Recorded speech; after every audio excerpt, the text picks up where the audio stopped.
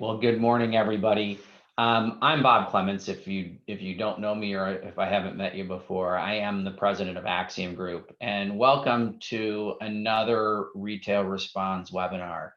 This is the 9th webinar that we've put on since the beginning of stay-at-home orders and the coronavirus pandemic, and we've really tried to make this platform as a tool that gives you a different perspective.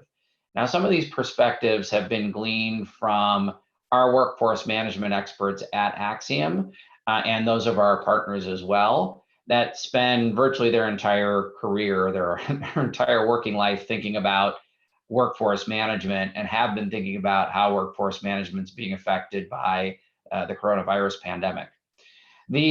Some of the topics that we've talked about, though, have been gleaned from our customers. We spent a lot of time through this through the stay-at-home orders talking with our customers, both those that have remained open about how their business has been affected by the coronavirus and changing customer demand, as well as to talking to those retailers that have been closed during the stay-at-home orders.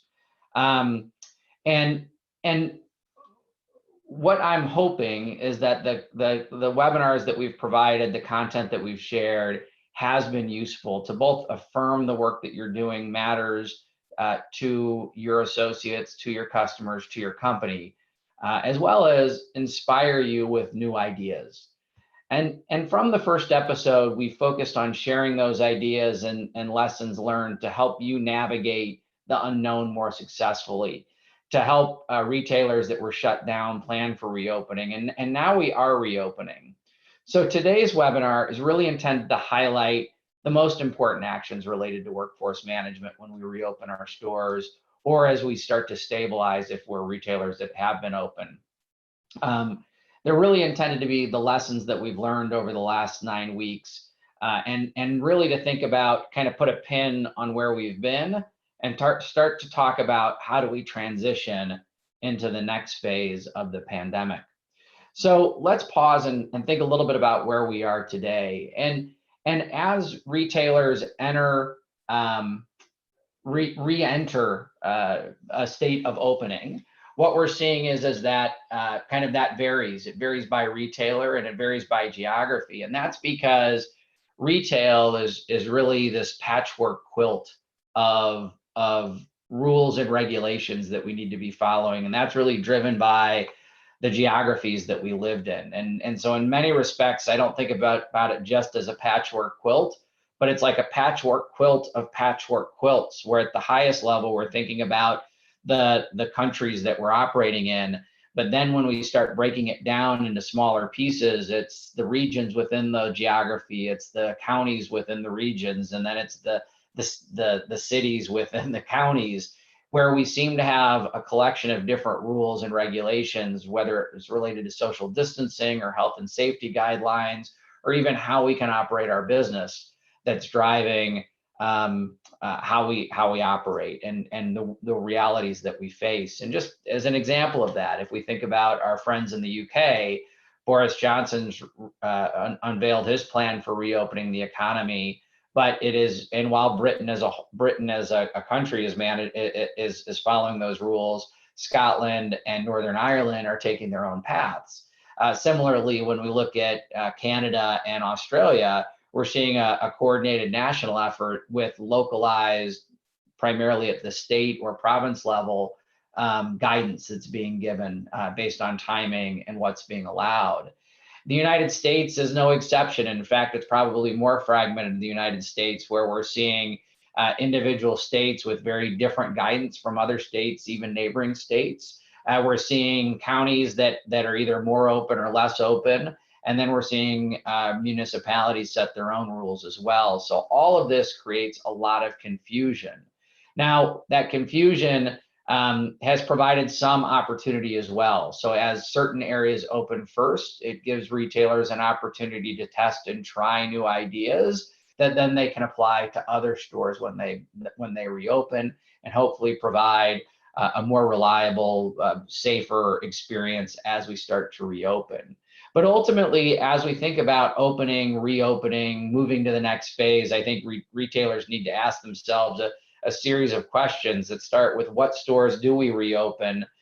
When do we reopen them? What services do we offer in the stores? And ultimately, as it relates to us, how do we ensure the appropriate level of staffing to be productive, but also to keep our customers and our employees' safety top of mind? So to help me answer some of those questions today, I've invited Michael Spataro to join me. Michael is a vice president at Axsium and is frankly one of the most experienced and smartest workforce management professionals I know. Michael joined Axsium a little bit more than a year ago, and he's had a profound impact on our business and that of our customers. He's also, and this is something people don't know about Michael, he's also been the executive producer of our Retail Response series and has been behind the camera for most of the webinars that we've talked about or that we've held over the last 9 weeks, as well as a lot of the content that we've produced on our website. So Michael, welcome to this side of the camera today. I'm glad you could join me. Thanks, Bob. Thanks for that nice introduction as well. Well, let's talk. Let's start with, given where we are today, given the state of our state, what guidance have we been giving to retailers as they start to navigate, as they've been navigating through reopening? Well, Bob, I think we've had many conversations with various retailers that were struggling to get through the initial shutdown phase and now getting into the reopening phase. And as you articulated, retailers are in various stages of reopening. But three of the real challenges as it relates to getting stores reopened is really falls into the category of social distancing and how do we implement and manage social distancing. How do we select stores? What stores are more efficient, excuse me, or less efficient to run? And then one of the really big challenges is what type of staff do we have available to staff these stores? So I'll start with really social distancing. So when you think about implementing social distancing in stores, we really have a plethora of guidance, right? So within each state, there are governor's orders that articulate what social distancing is defined as. And in many cases, that is based on a square footage and based on the amount of space that should be required between customers and, in fact, employees. But the challenge there is, how do I execute that across my population of stores? Other retailers have taken a slightly different approach, and this enables them to kind of have one approach for all locations. And they've taken an approach about maximum capacity. So having a percentage of maximum capacity, every store can understand what their maximum capacity is. And if 25% is that number, then they can easily translate that into how many people can I actually have in my store. And I guess, Michael, if I can interrupt you there a little bit, we held a webinar a few weeks ago as part of the series talking about social distancing. And we spent a lot of time at that point talking about the square footage calculation, because prior to the reopening plans that a lot of the states issued, a lot of the retailers that remained open were implementing square footage guidelines on their own or proactively as a way to assure social distancing from a planning perspective. And I think one of the things that we've seen is that as the state's guidelines have come out, they've taken more of a percent of capacity approach, which I think is easier to manage, right? Because for a retailer, if we think about it as a percent of capacity, it's easy enough to walk over and look at the fire marshal sign on the wall to say how many people can be here, and to apply a percentage to that to say, here's what we're limited to. And then you can make that trade-off about how many employees will I allow in the store and how many customers am I going to allow in the store to help balance those two things. The square footage calculation maybe is more precise, but I think it becomes a little bit more challenging because you've got to know how many square footage you've got, how much of that's usable square footage, and it becomes a little bit harder, I think, to implement across the board. Now, I guess with that said, what else do we need to think about aside from square footage from a planning perspective? What processes do we need to think about being implemented? Yeah. So again, if you think about from a health and safety perspective and the social distancing aspect, how many employees can I get into a store? And for every employee I have, that's one less customer that I can allow in the store. And we're going to talk about this in a bit, but I'm now running 3 businesses out of the store, and I need to staff all 3 of those businesses. And I will likely do that with fewer employees. So that's another factor that goes into it. But Bob, going back to the challenges of even determining social distancing, one of the most significant challenges retailers will face is, how do I standardize my approach to social distancing across the board? And what flexibility do stores have in adhering to that? And what I mean by that is, there will be geographical challenges to what customers believe or buy into the concept of social distancing, or in some cases, even wearing a mask. So what retailers really have to think about is, what flexibility do stores have as it relates to complying to those guidelines. That has to be balanced with the health and safety of your employees and customers, and that's going to be a real challenge for our retail customers. I completely agree. As we look at what retailers have laid out as their health and safety guidelines, both for their employees and for their customers, they are taking, and I think rightly so, a one-size-fits-all approach, where they're saying, we expect all of our employees to wear masks. We ask our customers to wear masks. We're going to be washing our hands every 30 minutes. We're going to have hand sanitizer in the store. We're trying to do contactless payment where possible. We expect people to maintain 6 feet. They're laying out these kind of broad guidelines. But I do think that you've hit the nail on the head, which is that as important as that is, the reality is that there are people in rural areas of the country where they've not really been affected at all by coronavirus, and in urban areas they're much more affected, and they have different attitudes about it. It just creates another challenge. Absolutely. The other aspect, Bob, that retailers are thinking about, and these two kind of blend together, but I'm going to start with the selection of stores. So if you think about the population of stores across retail, we typically have strip center stores, freestanding stores, and mall locations. And as you think about the social distancing aspect, for the most part, freestanding and strip centers usually have a much larger square footage. So they will be easier to staff, both from an employee perspective, and you'll be able to get more customers in those stores. The other advantage of strip centers and freestanding locations is the proximity and feasibility of doing curbside pickup in a very efficient manner.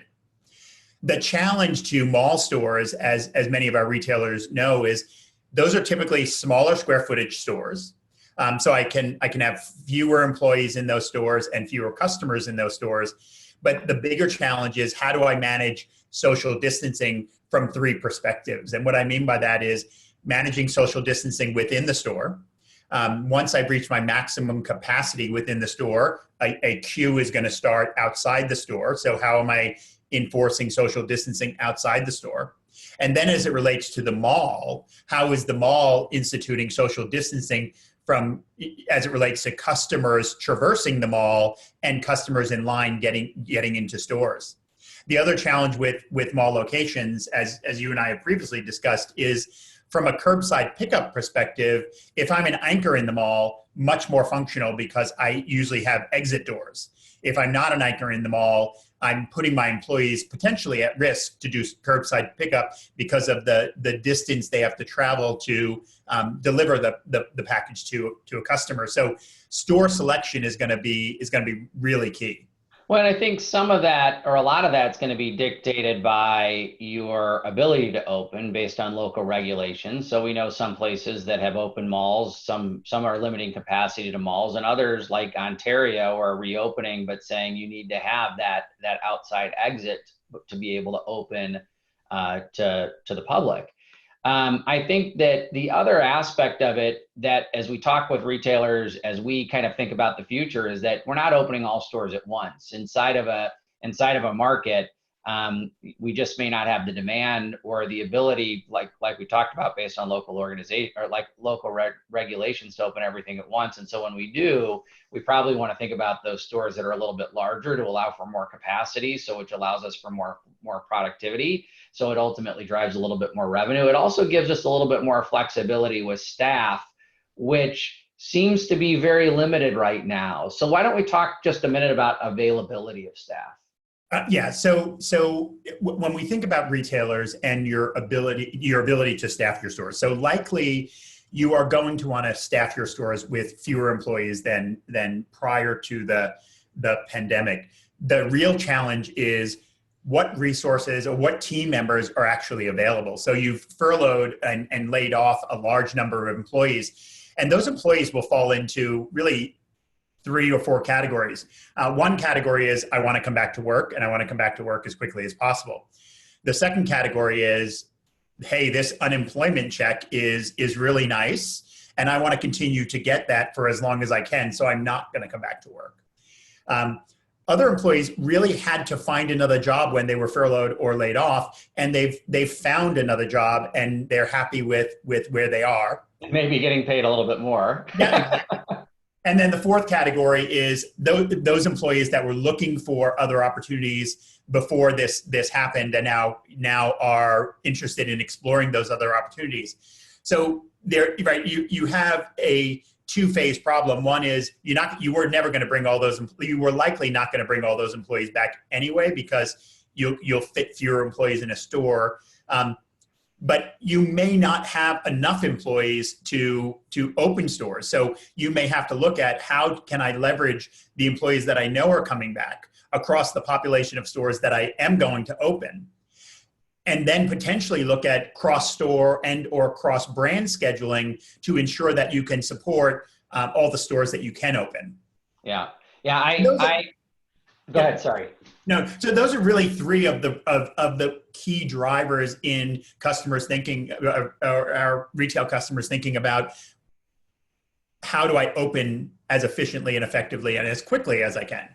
So, but when I do open those stores, what we're seeing is the nature of the store has changed dramatically, right? Whether I'm allowed to be open, whether I'm allowed to have customers in my store or not, the revenue streams in my store are very different than when I started the pandemic. Do you want to talk about that for a minute? Yeah. So there are retailers that have been open the entire time, and what I mean by that is, there are retailers that decided that they were going to staff their stores and basically turn their stores into, in essence, distribution centers. So they were doing shipping from store throughout the pandemic. We've talked to several customers that were doing that. There's also those customers that implemented curbside pickup and have been doing that throughout the shutdown. But the business models, or the revenue streams, as I refer to them, have dramatically changed, right? So your in-store experience has now changed. Your customers prefer to have less contact with an employee to reduce the amount of risk to them. They're also probably more destination shoppers, where maybe they've gone online and they've determined what they want to buy, and now they're coming to your store to buy that and get out. So the traditional in-store experience has changed. Many retailers have been doing ship from store for a really long time. It's been implemented. It's probably not as efficient and effective as it could be, but that business has likely grown pretty significantly over this period of time, and will continue at that rate, because there are many customers that now have become far more comfortable with online shopping than before the pandemic. So that business is likely has grown for retailers, and if it hasn't, if you haven't implemented that, you likely will. And then there's a completely new business, right, which is curbside pickup. And how do I implement curbside pickup within my stores and run that efficiently, as well as staff all 3 of those experiences, based on the fact that each one of those, either those businesses are new or changes to existing businesses. Well, and it's interesting about those 3 aspects of the business, because I think prior to the pandemic, retailers obviously relied on their stores and foot traffic to be the primary generator of revenue. Now the balance of that has shifted dramatically. And for those that have had a strong omni-channel capability, it allows them to shift gears into this new world a little bit more effectively. But I've talked to a number of retailers that had not gotten to buy online, pick up in store, or maybe not even doing ship from store. And what that has created as they start to reopen is for lack of a better word, a profitability challenges, because they're seeing their revenue in the store get hit substantially, but their fixed costs in terms of minimum staffing to keep a store open doesn't scale down like their revenue does. And so they need to find out how to make that staff more productive. And the reality is you need to get into this omni-channel stuff. You need to have buy online, pick up in store. You need to have curbside pickup. You need to have ship from store, because that then starts to make that staff more productive and starts to balance the cost of labor a little bit more when you're looking at your P&L for the store. But I guess that gets me into the next topic, which is, if we're talking about these 3 revenue streams to maximize sales, how are we optimizing those revenue streams? What's our opportunity there? Yeah. So, and we're having a lot of conversations with customers about this right now. And what I mean by that is, you all have been running at 1,000 miles an hour, trying to figure out how you were going to deal with the initial phases of a shutdown, and then that transitioned into, we're ultimately going to open, and what do we need to do to get these stores open? So now we're opening our stores, and really what we need to be thinking about next, and you will be challenged with this, which is, from a health and safety perspective and from a social distancing perspective, I am likely going to put fewer employees in the store. In the past, if I had a revenue opportunity that maybe was growing, the simple solution would be to throw bodies at that. Based on social distancing and maximum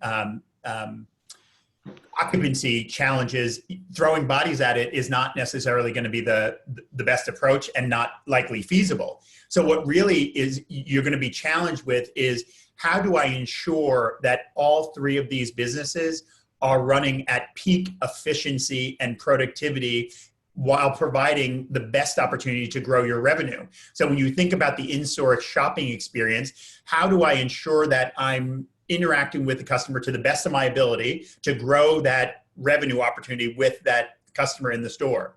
Then you look at those 2 additional businesses, curbside pickup and ship from store. And how do I maximize that work effort and streamline those processes to make them as efficient and effective as possible?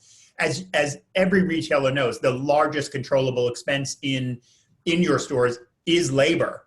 And really the way to control that labor is to optimize these in-store experiences to the best of your ability, so that then you can think of, and that'll help you stabilize, right, the business. And then you can start thinking about, okay, where do I go from here? Yeah, it makes a ton of sense. And I think it really represents the kind of the next big challenge for retailers, because as we reopen, we need to make sure that our stores are profitable and we gain profitability. And then we need to be able to scale as we start moving towards the holiday season. Because I think the reality is we're going to see all three of these revenue streams continue through the holiday. And we need to be able to scale to maintain our profitability with it. And so optimizing those processes are going to be critical. And the reality is we know that these processes are very, very inefficient at most retailers right now. So I guess we are just starting to run out of time. So let me hit on kind of start to wrap things up and bring us home here. So ultimately, as kind of where we see critical things, the path forward for retailers, the path for where retailers are right now, is when we think about our stores themselves, it's how are we managing social distancing, both from a planning perspective as well as from a process perspective, with the recognition that we're doing these things to keep our employees safe and healthy, and keep our customers safe and healthy. Because if customers see a risk of a risk in your store, they simply won't come and employees won't come back, which kind of leads us to the next thing, which is as we think about what stores we need to open, we need to make sure that we're opening them so that we can maintain health and safety, work efficiently and profitably, and have the available staff to be able to welcome people back into our stores. And once we get past that, we need to think about the changing dynamic of the work that's going to be done in the stores, driven by those three revenue streams. And our kind of the imperative today is to how do we start to optimize the work around those revenue streams, because we're going to be facing a tremendous amount of profitability pressure immediately, because revenue is going to be depressed a little bit and we need to pivot, and then we'll feel further pressure as we start scaling through the holiday season. So I hope that you found the time that we had today very, very productive. I really appreciate you being able to join us for this webinar, and I want to thank Michael for participating as well. I really appreciated his insights. Now I want to, and I'm struggling to navigate my controls here. Here we go. I want to welcome you to join us again in 2 weeks as we begin pivoting, not into reopening, but efficiency and how do we navigate the next phases of the pandemic. So please join us again on June 4th at 11:30 Eastern Time, 8:30 Pacific, and 4:30 British Summer Time, as we start to tackle the road ahead as we navigate through the next phases of the pandemic. So thank you very much. Please stay safe and healthy, and I look forward to seeing you again in 2 weeks.